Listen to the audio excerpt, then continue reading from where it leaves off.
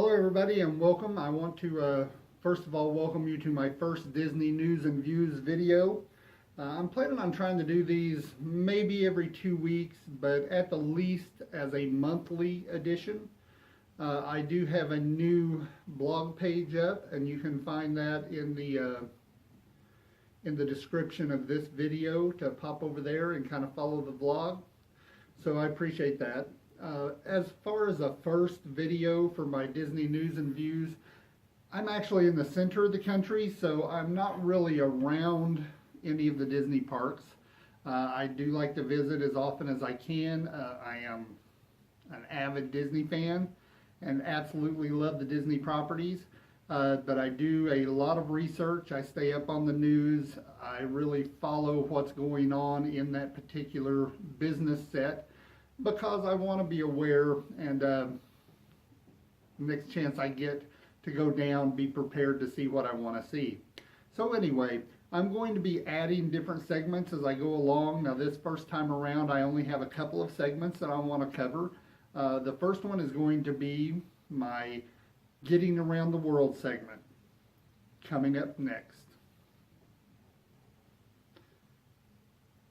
As you know, the new gondola system, the Disney Skyliner, is the thing that everybody seems to be talking about right now. It is absolutely a massive project for Walt Disney World.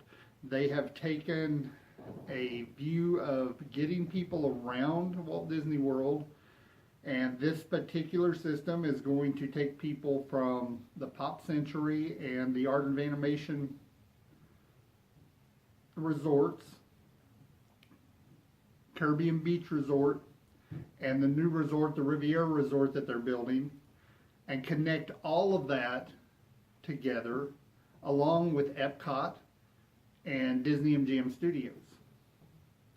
So Hollywood Studios going under its massive transformation right now with Star Wars Land and Toy Story Land that is already open. They see the volume going way up for that park. So this was probably a really smart move for Walt Disney World. And like I said, they undertook it as a massive project, but it looks as though it's going to open next year. They have everything in place. They're already stringing the cables for the gondola cars for the Skyliner. Some pictures have emerged of the Skyliners themselves, some with the graphic wrappings on them and some without. One of the big debates right now is whether or not these things are going to have any type of air conditioning units in them. And for right now, it looks like they are not. There is venting on the actual gondola cars.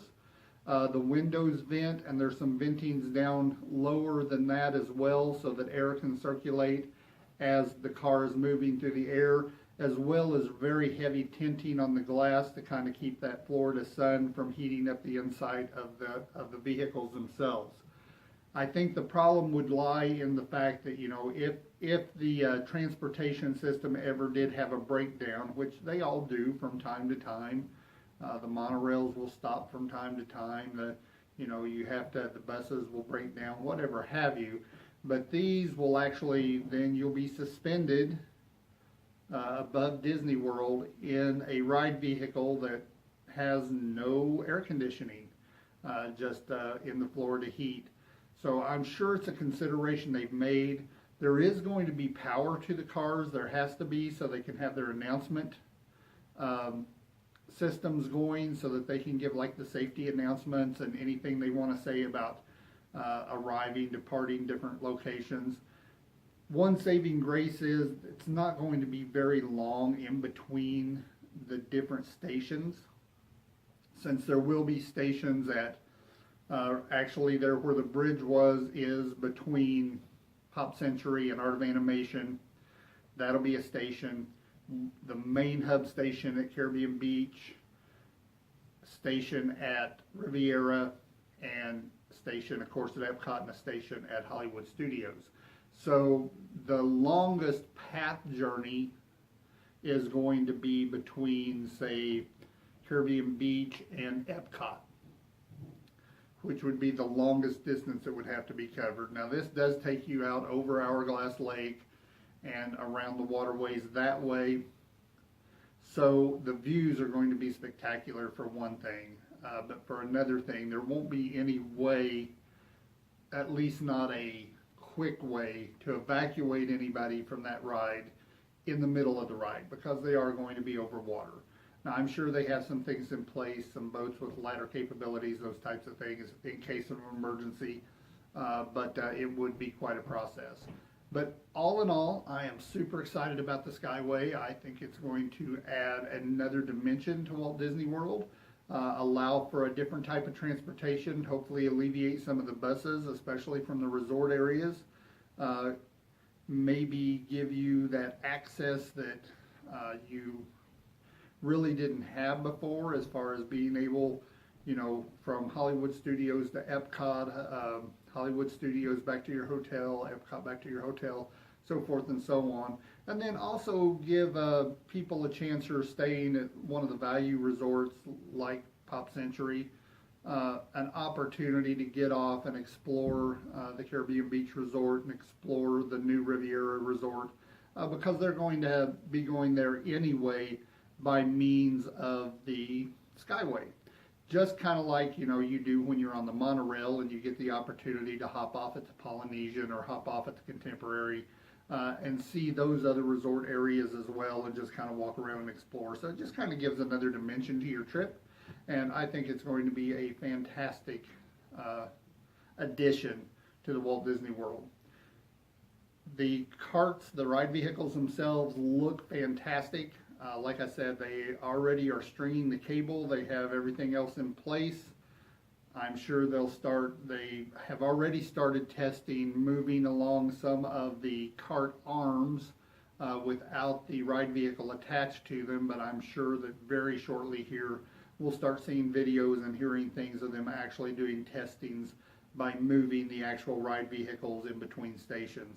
So I want to keep on top of that, and I'll keep reporting on that as I get information. And otherwise, I am just super anxious to be able to get to Walt Disney World to be able to ride this new mode of transportation and see what kind of views I can see and what they've done with that.